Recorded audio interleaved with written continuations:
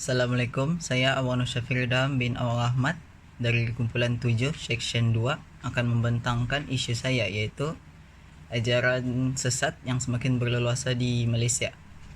Di Malaysia, ajaran sesat merujuk kepada ajaran atau amalan yang dibawa oleh individu atau kumpulan yang mendakwa ia berdasarkan ajaran Islam, tetapi sebenarnya bertentangan dengan akidah Islam, yaitu Al-Quran dan As-Sunnah. Ajaran ini sering menyimpang dari prinsip As-Sunnah wal Jamaah dan merosakkan akidah umat Islam. Salah satu sebab kemunculan ajaran sesat tersebut ialah pengaruh pancaran yang diresapi unsur-unsur yang tidak selari dengan ajaran sebenar, yaitu Al-Quran dan As-Sunnah.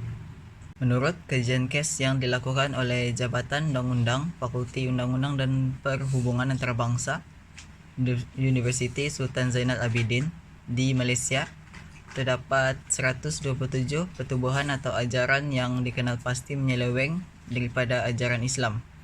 Daripada jumlah itu, 22 ajaran telah terbukti sesat dan masih aktif.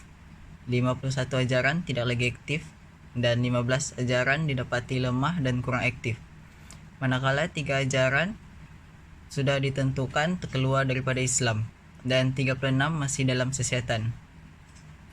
Berdasarkan penelitian Muhammad As'ari Tiba berkaitan dengan ajaran sesat dan pengaruhnya di Johor, terdapat 21 ajaran sesat yang meragukan telah dikenal pasti dalam negeri Johor. Terdapat beberapa akta dan undang-undang yang mengatur dan menangani ajaran sesat. Yang pertama, Akta Kesalahan Jenayah Syariah Wilayah Persekutuan 1997. Section 9, akta ini nyatakan bahawa mana-mana orang yang menghina pihak berkuasa agama atau melanggar perintah yang di-Pertuan Agong, Majlis Agama Islam Wilayah Persekutuan atau Mufti dianggap melakukan kesalahan dan boleh didenda atau dipenjara. Yang kedua, fatwa. Fatwa yang dikeluarkan oleh Mufti Negeri atau Majlis Fatwa Kebangsaan memainkan peranan penting dalam menentukan ajaran yang dianggap sesat. Setelah sesuatu ajaran difatwakan sebagai sesat, agensi kerajaan seperti Jabatan Agama Islam akan mengambil tindakan penguatkuasaan. Yang ketiga adalah Jabatan Kemajuan Islam Malaysia, iaitu JAKIM. JAKIM bekerjasama dengan agensi keselamatan dan pihak berkepentingan untuk mengesan dan membentras ajaran sesat. Mereka juga melaksanakan program dakwah dan pendidikan untuk memberi pencerahan kepada masyarakat mengenai bahaya ajaran sesat. Seterusnya, bahagian perkara, kesalahan, denda dan hukuman. Yang pertama, ibadah palsu. Denda tidak lebih RM3,000 atau penjara tidak lebih 2 tahun atau kedua-duanya sekali.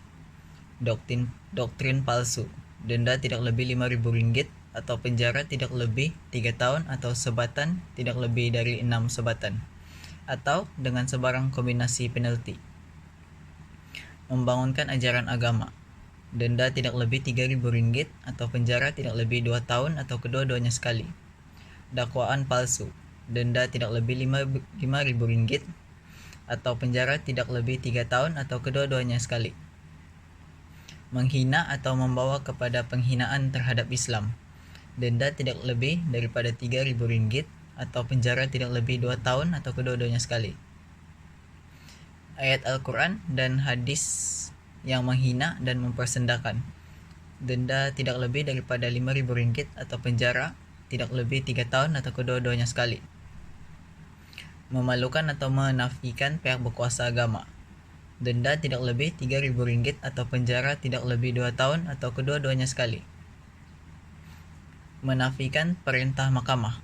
Denda tidak melebihi RM3,000 atau penjara tidak lebih daripada 2 tahun atau kedua-duanya sekali. Mengajar tanpa tauliah.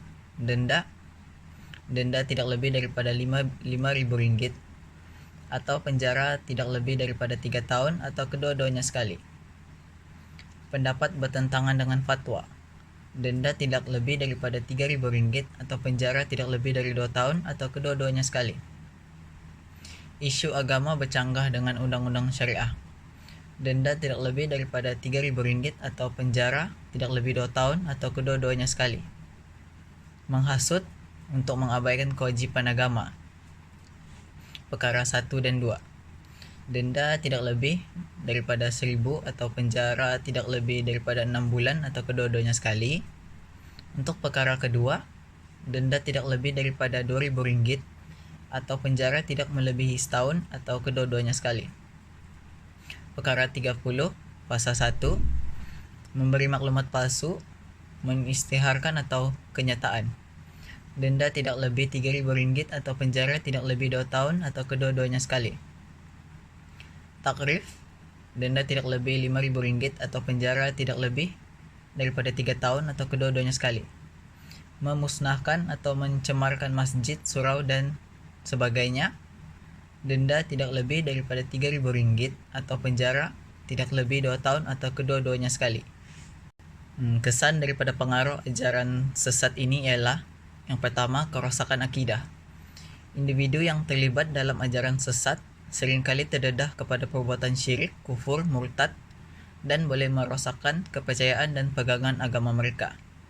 Yang kedua, berlaku perpecahan keluarga dan masyarakat. Ajaran sesat boleh menyebabkan perpecahan dalam keluarga dan masyarakat. Pengikut ajaran sesat mungkin mengasingkan diri daripada keluarga dan komuniti mereka. Seterusnya, menyebabkan ketegangan dan konflik.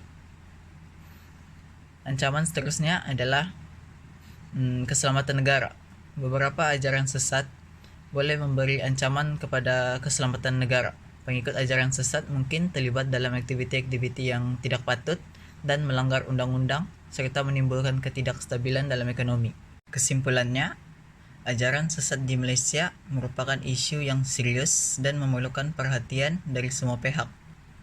Ajaran sesat membawa pelbagai kesan buruk dalam kehidupan manusia, terutama bagi mereka yang tidak mempunyai pegangan agama yang kukuh.